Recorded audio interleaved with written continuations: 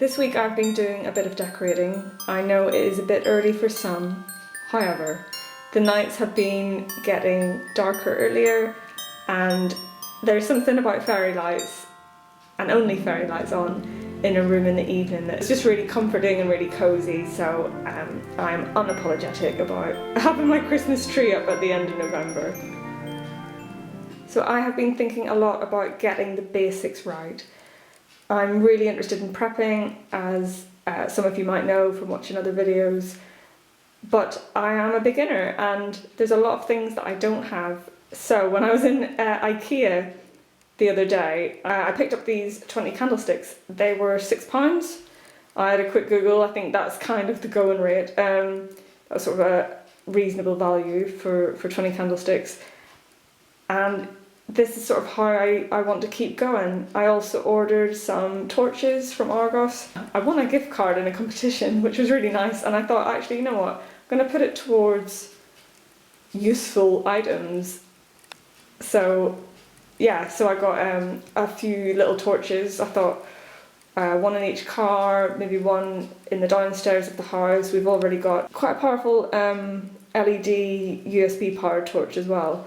So it's just having a variety of light sources. Yeah, I just wanted to share that this is how I mean to go on. I want to just keep picking up little pieces like this, little and often, let it accumulate. I find it difficult. As a beginner prepper, I find it difficult because there are so many different scenarios to prepare for, and I'm so conscious from what I watch on YouTube and read online.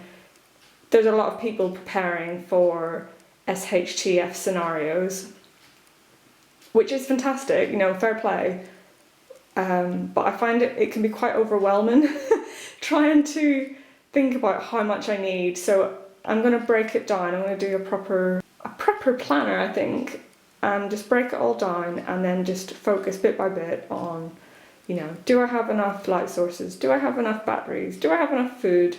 Do I have enough food for 2 people? Do I have enough food for 3 months, 6 months, and so on? Do I have enough water? And just break it down, because otherwise, if I think about it too much, I get overwhelmed by how unprepared I am. So I hope this sort of encourages others. If you haven't started prepping, I would encourage you to do so.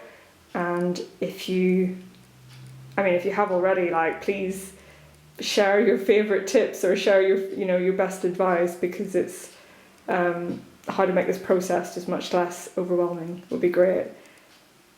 Some other thoughts. I've been thinking a lot about my last job.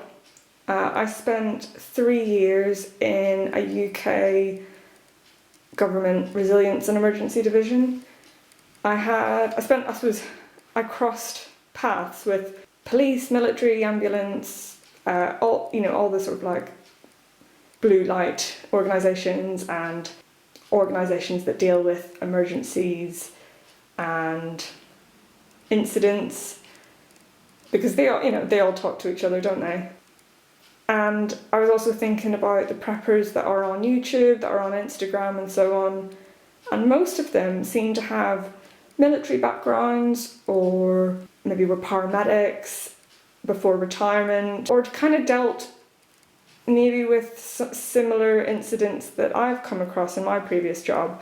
I have to be really careful what I say, because I guess by the sensitive nature of some of the things that I've dealt with. I just think it's interesting, really, and I sort of think of Joe Blog public who think that preppers are, the sorts of people that wear tinfoil hats, but actually people are preppers for a reason. They're preppers because they've either maybe experienced an incident themselves, maybe they've experienced a storm or a flooding incident, or maybe they had a really unfortunate childhood, maybe there wasn't enough food growing up and actually they prefer to be prepared now as an adult, taking back that control. There's all sorts of reasons that people are building their food supply piles and so on. But it's just something that I've come across. I've not actually shared this channel yet with many friends, because I just feel like I'll get that kind of kickback.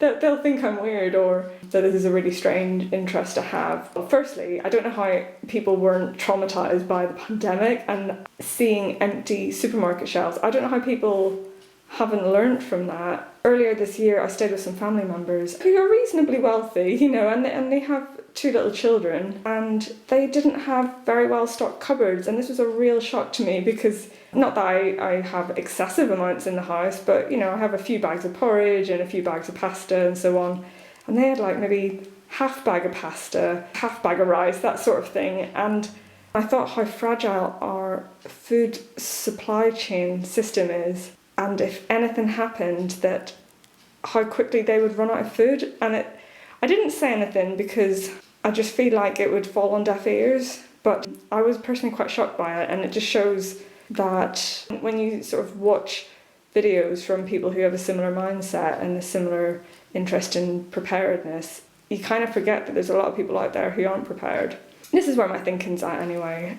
So hopefully before the year's out, I will have a prepper plan in place, and I'll do some prepper maths where I'll calculate how much food we need for 2 or more adults, and yeah, share a little bit more about my thinking. This is just a quick video from me today. I will share more as time goes on. I've been a bit busy with DIY and other bits this week. Hopefully share more soon. So thank you so much for watching, and I will see you on the next one.